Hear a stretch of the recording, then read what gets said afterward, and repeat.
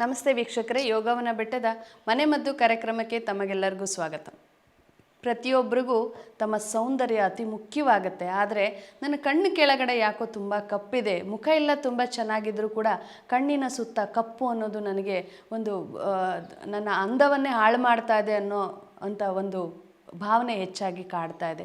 ಈ ಕಣ್ಣಿನ ಸುತ್ತ ಕಪ್ಪು ಯಾಕೆ ಬರುತ್ತೆ, ಯಾವ ಕಾರಣ, ನಮ್ಮ ತಪ್ಪೇನು, ಅದಕ್ಕೆ ಔಷಧಿಗಳನ್ನು ಯಾವ ರೀತಿ ಮಾಡ್ಕೊಳ್ಬಹುದು ಮನೆಯಲ್ಲಿ, ಮತ್ತು ಯೋಗವನ ಬೆಟ್ಟದ ಚಿಕಿತ್ಸೆ ಏನು ಅನ್ನೋದನ್ನು ನೋಡೋಣ. ಹಾಗೆ ಕಣ್ಣಿನ ಕೆಳಭಾಗ ಕೆಲವರಿಗೆ ಊತ ಕೂಡ ಬರುತ್ತೆ, ಆ ಬಾವು ಅಂತ ಹೇಳ್ತೀವಿ. ಕಣ್ಣಿನ ಕೆಳಭಾಗ ಬೇರೆಯವರು ಒಂದು ಥರ ಇದ್ದರೆ ಇವರ ಕಣ್ಣಿನ ಕೆಳಭಾಗದಲ್ಲಿ ಒಂದು ಸ್ವೆಲ್ಲಿಂಗ್ ಕಾಡ್ತಾ ಇರುತ್ತೆ.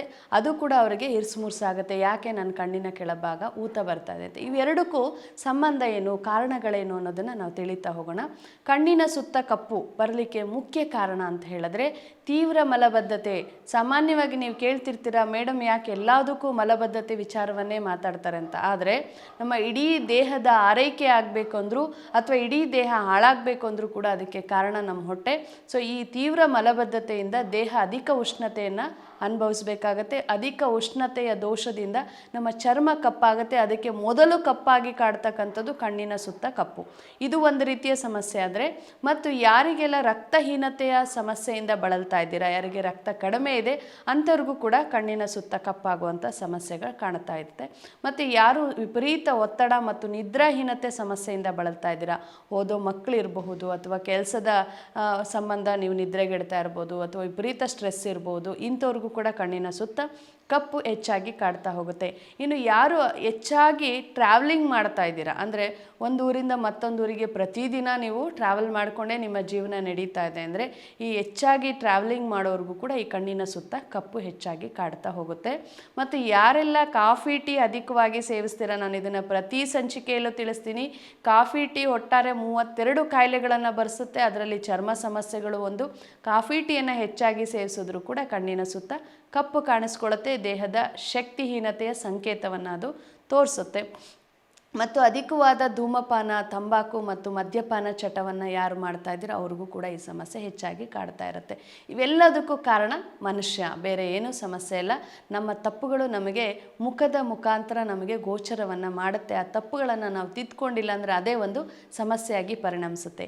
ಇನ್ನು ಕಣ್ಣಿನ ಕೆಳಭಾಗದ ಊತದ ಸಂಕೇತ ಏನು ಅಂತ ಹೇಳಿದ್ರೆ, ಯಾರಿಗೆಲ್ಲ ಸಾಮಾನ್ಯವಾಗಿ ಈ ಕಣ್ಣಿನ ಕೆಳಭಾಗದಲ್ಲಿ ಊತ ಕಾಣಿಸ್ಕೊಳ್ಳುತ್ತೆ ಅಂದರೆ ಮುಖ್ಯವಾಗಿ ಈ ತೊಂದರೆ ಫ್ಯಾಟಿ ಲಿವರ್ನ ಮೂಲವಾಗಿರುತ್ತೆ. ಅಂದರೆ ಯಕೃತ್ನ ಊತ ಅಂತ ಹೇಳ್ತೀವಿ. ಇದು ಇತ್ತೀಚೆಗೆ ಸಾಮಾನ್ಯವಾಗಿ ಕಾಡ್ತಾ ಇದೆ. ನಮ್ಮ ಕಣ್ಣಿನ ಕೆಳಭಾಗ ಊತ ಎಷ್ಟು ಹೆಚ್ಚಾಗ್ತಾ ಹೋಗುತ್ತೋ ಅಷ್ಟು ಫ್ಯಾಟಿ ಲಿವರ್ನ ಅಂತ ದಾಟ್ತಾ ಇರುತ್ತೆ. ಮೊದಲನೇ ಅಂತ ಈಗ ಗ್ರೇಡ್ 1 ಫ್ಯಾಟಿ ಲಿವರ್ ಅಂತ ರಿಪೋರ್ಟಲ್ಲಿರುತ್ತೆ, ಗ್ರೇಡ್ 2 ಅಂತ ಇರುತ್ತೆ, ಮೈಲ್ಡ್ ಆಗಿದೆ ಅಂತ ಇರುತ್ತೆ. ಈ ರೀತಿ ನಿಮ್ಮ ಕಣ್ಣಿನ ಕೆಳಭಾಗದ ಬಾವು ಎಷ್ಟು ಹೆಚ್ಚಾಗ್ತಾ ಇದೆಯೋ ಅಷ್ಟು ನಿಮ್ಮ ಲಿವರ್ ಊತ ಕೂಡ ಆಗ್ತಿದೆ ಅನ್ನೋದು ಸಂಕೇತವಾಗಿರುತ್ತೆ.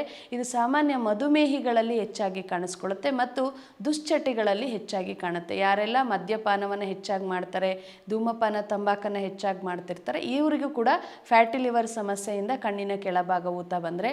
ಇನ್ನು ಮಧುಮೇಹಿಗಳು, ಅನ್ಕಂಟ್ರೋಲ್ಡ್ ಶುಗರನ್ನು ಇಟ್ಕೊಂಡಿರೋರು, HbA1c ಜಾಸ್ತಿ ಇದ್ದರೂ ಕೂಡ ಇದು ಲಿವರ್ನ ಸಮಸ್ಯೆ ಆಗಿರೋದ್ರಿಂದ ಕಣ್ಣಿನ ಕೆಳಭಾಗದ ಊತ ಕಾಣಿಸ್ಕೊಳ್ಳುತ್ತೆ. ಇನ್ನು ಇವೆಲ್ಲ ಸಮಸ್ಯೆಗಳಿಗೆ ಪರಿಹಾರ ಅಂತ ಹುಡುಕಿದ್ರೆ ನೀವೇ ಬದಲಾಗಬೇಕು. ನಿಮ್ಮ ಬದಲಾವಣೆನೇ ಪರಿಹಾರವಾಗಿ ಪರಿವರ್ತನೆಯನ್ನು ಹೊಂದುತ್ತೆ ಅಂತ ಹೇಳ್ಬೋದು. ಮುಖ್ಯವಾಗಿ ನಾನು ಯಾವೆಲ್ಲ ತಪ್ಪನ್ನು ಮಾಡ್ತಾ ಇದ್ದೀರೋ ಅಂಥ ತಪ್ಪುಗಳನ್ನು ಸರಿಪಡಿಸ್ಕೊಳ್ಳಿ ಅಂತ ಹೇಳಿದ್ದೀನಿ. ಅದನ್ನು ಸರಿಪಡಿಸಿ ನಿದ್ರೆ ಚೆನ್ನಾಗಿ ಮಾಡಿ, ದಿನಕ್ಕೆ 8 ಗಂಟೆಗಳ ನಿದ್ರೆ, ದಿನಕ್ಕೆ 4 ಲೀಟರಷ್ಟು ನೀರಿನ ಅಂಶ ಮತ್ತು ಆಹಾರದಲ್ಲಿ ಸಾಕಷ್ಟು ಪೌಷ್ಟಿಕಾಂಶಯುಕ್ತ ಆಹಾರಗಳು, ಇವನ್ನೆಲ್ಲನೂ ನೀವು ಬದಲಾಯಿಸ್ಕೊಂಡು ಚಟಗಳನ್ನು ನಿಲ್ಲಿಸಿ ದೇಹವನ್ನು ತಂಪಾಗಿಟ್ಟಿದ್ದೆ ಆದರೆ ಕಣ್ಣಿನ ಸುತ್ತ ಕಪ್ಪಿರೋದು ಅಥವಾ ಊತ ಬರೋದು ಯಾವುದೋ ಸಮಸ್ಯೆಗಳಿರೋದಿಲ್ಲ. ಇವನ್ನು ನೀವು ಬದಲಾಯಿಸ್ಕೊಳ್ಬೇಕು. ಇನ್ನು ಮನೆ ಮದ್ದು ಅಥವಾ ಚಿಕಿತ್ಸೆ ಅಂತ ನೀವು ನೋಡೋದಾದರೆ ಮನೆ ಮದ್ದಿಗೆ ಬೇಕಾಗಿರ್ತಕ್ಕಂಥದ್ದು ರಕ್ತ ಹೆಚ್ಚಳ ಮಾಡ್ತಕ್ಕಂಥ ಆಹಾರಗಳು. ಅಂದರೆ ದಾಳಿಂಬೆ ಹಣ್ಣನ್ನು ನೀವು ಪ್ರತಿನಿತ್ಯ ಸೇವಿಸ್ತಾ ಬಂದರೂ ಕೂಡ ಕಣ್ಣಿನ ಸುತ್ತ ಕಪ್ಪು ಅಥವಾ ಬಾವು ಎರಡನ್ನೂ ನೀವು ಕಡಿಮೆ ಮಾಡ್ಕೊಳ್ಬಹುದು. ಪಪ್ಪಾಯ ಹಣ್ಣು ಕೂಡ ನಿಮಗೆ ರೋಗ ನಿರೋಧಕ ಶಕ್ತಿಯನ್ನೇ ಹೆಚ್ಚಿಸುತ್ತೆ. ಇದು ಕೂಡ ನಿಮಗೆ ಉಪಯುಕ್ತವಾಗಿರುತ್ತೆ. ಹಾಲಿನ ಉತ್ಪನ್ನಗಳು ಕೂಡ ನಿಮಗೆ ಅತ್ಯುತ್ತಮವಾದ ಔಷಧಿಯಾಗಿ ಕೆಲಸ ಮಾಡುತ್ತೆ. ಇನ್ನು ದೇಹದ ತಂಪು ಮಾಡಲಿಕ್ಕೋಸ್ಕರ ಶ್ರೀಗಂಧ, ಈ ಶ್ರೀಗಂಧವನ್ನು ತೆಗೆದು ನೀರು ಅಥವಾ ಹಾಲಲ್ಲಿ ಬೆರೆಸಿ ಸೇವನೆ ಮಾಡೋದ್ರಿಂದ ಕೂಡ ನಿಮ್ಮ ದೇಹಕ್ಕೆ ಒಂದು ರೀತಿ ತಂಪು ಮಾಡ್ತಾ ಕಣ್ಣಿನ ಸುತ್ತಿನ ಕಪ್ಪನ್ನು ಕಡಿಮೆ ಮಾಡ್ಕೊಳ್ಬೋದು. ಇನ್ನು ಬಿಲ್ವಪತ್ರೆ ಎಲೆ, ಈ ಬಿಲ್ವಪತ್ರೆ ಎಲೆಗಳನ್ನು ಅರೆದು ಮಜ್ಜಿಗೆ ಎಲ್ಲ ಹಾಕಿ ಸೇವನೆ ಮಾಡಿದ್ರೂ ಕೂಡ ದೇಹ ತಂಪು, ಪಿತ್ತದೋಷ ನಿವಾರಣೆ ಮತ್ತು ಲಿವರ್ ಎಲ್ಲವಕ್ಕೂ ಇದು ಒಂದು ರೀತಿ ಔಷಧಿಯಾಗಿ ಕೆಲಸ ಮಾಡ್ತಾ ನಿಮ್ಮ ಕಣ್ಣಿಗೂ ಕೂಡ ದೃಷ್ಟಿ ಹೆಚ್ಚಳ ಮಾಡುತ್ತೆ, ತಂಪು ಮಾಡುತ್ತೆ, ಕಣ್ಣುರಿ, ಕಣ್ಣು ಸುತ್ತ ಕಪ್ಪು, ಕಣ್ಣಿನ ಬಾವು ಎಲ್ಲವನ್ನು ನಿವಾರಣೆ ಮಾಡಲಿಕ್ಕೆ ಇದು ಸಹಾಯ ಆಗುತ್ತೆ. ಹಾಗೆ ಅರೆದಂಥ ಬಿಲ್ವಪತ್ರೆಯನ್ನು ಒಂದು ಬಿಲ್ಲೆಯಷ್ಟು ಅಗಲ ಮಾಡಿಕೊಂಡು ಆ ಬಿಲ್ಲೆಗಳನ್ನು ಎರಡೂ ಕಣ್ಣುಗಳ ಮೇಲೆ ಇಟ್ಟು ಪಟ್ಟಿ ಕಟ್ಟಿ ಒಂದು ಅರ್ಧ ಗಂಟೆ ನಿದ್ರಿಸೋದ್ರಿಂದ ಕೂಡ ಕಣ್ಣಿನ ಸುತ್ತ ಕಪ್ಪಿರೋದಿಲ್ಲ, ಹಾಗೆ ಕಣ್ಣು ಉರಿಯನ್ನು ನೀವು ಕಡಿಮೆ ಮಾಡ್ಕೊಳ್ಬೋದು. ಇದೇ ರೀತಿ ದಾಳಿಂಬೆ ಗಿಡದ ಎಲೆಗಳನ್ನು ಕೂಡ ನೀವು ರುಬ್ಬಿ ಆ ಒಂದು ಚಟ್ನಿ ಅಥವಾ ಕಲ್ಕವನ್ನು ಬಿಲ್ಲೆಗಳ ಮಾಡಿಕೊಂಡು ಕಣ್ಣಿನ ಮೇಲೆ ಇಟ್ಟು ಪಟ್ಟಿ ಕಟ್ಟಿ ಮಲಗೋದ್ರಿಂದ ನಿಮಗೆ ತಂಪಾಗ್ತದೆ ಮತ್ತು ಕಣ್ಣಿನ ಸುತ್ತ ಕಪ್ಪನ್ನು ಕೂಡ ನಿವಾರಣೆ ಮಾಡ್ಕೊಳ್ಬೋದು.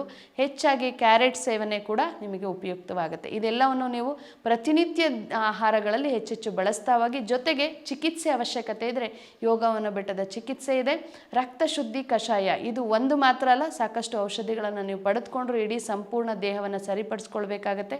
ಆದರೂ ರಕ್ತ ಶುದ್ಧಿ ಕಷಾಯ ಮತ್ತು ಮಹಾ ಕಂಚುವಾಳ ಜೊತೆಗೆ ಸೌಂದರ್ಯವರ್ಧಕ ತೈಲ ಇದನ್ನು ನೀವು ಬಳಸಿದ್ರೂ ಕೂಡ ಮನೆಯಲ್ಲೇ ನಿಮ್ಮ ಆಹಾರ ಪದ್ಧತಿ ಜೀವನ ಶೈಲಿಯೊಂದಿಗೆ ಈ ಒಂದು ಔಷಧಿ ನಿಮ್ಮ ಸಹಾಯಕ್ಕೆ ಬರುತ್ತೆ. ಇದು ಬಿಟ್ಟು ಬೇರೆ ಇನ್ನೇನಾದರೂ ಸಮಸ್ಯೆಗಳಿದ್ದರೆ ನೀವು ನೇರ ಭೇಟಿ ಮಾಡಿ ಚಿಕಿತ್ಸೆಯನ್ನು ಕೂಡ ಪಡೆದುಕೊಳ್ಬಹುದು. ಚಿಕಿತ್ಸೆ ಪಡೆದುಕೊಳ್ಳಲಿಕ್ಕೆ ಬೇಕಾಗಿರೋ ವಿಳಾಸ ಅಂದರೆ ಬೆಂಗಳೂರಿನ ಕನಕಪುರ ರಸ್ತೆ, ಕುಣಿಗಲ್ನ ಕೇವುರ್ಳಿ ಬೋರ್ಸಂದ್ರ ಹಾಗೂ ಚಿತ್ರದುರ್ಗದ ಸೀಬಾರ ಹಾಗೂ ಬಾಗಲಕೋಟೆಯ ನವನಗರದಲ್ಲಿ ಶಾಖೆಗಳಿದೆ. ದೂರವಾಣಿ ಸಂಖ್ಯೆಗೆ ಕರೆ ಮಾಡಿ ನಿಮಗೆ ಹತ್ತಿರದ ಶಾಖೆಯನ್ನು ಗುರುತಿಸ್ಕೊಂಡು ಭೇಟಿ ಮಾಡ್ಬೋದು. ನಮಸ್ಕಾರ.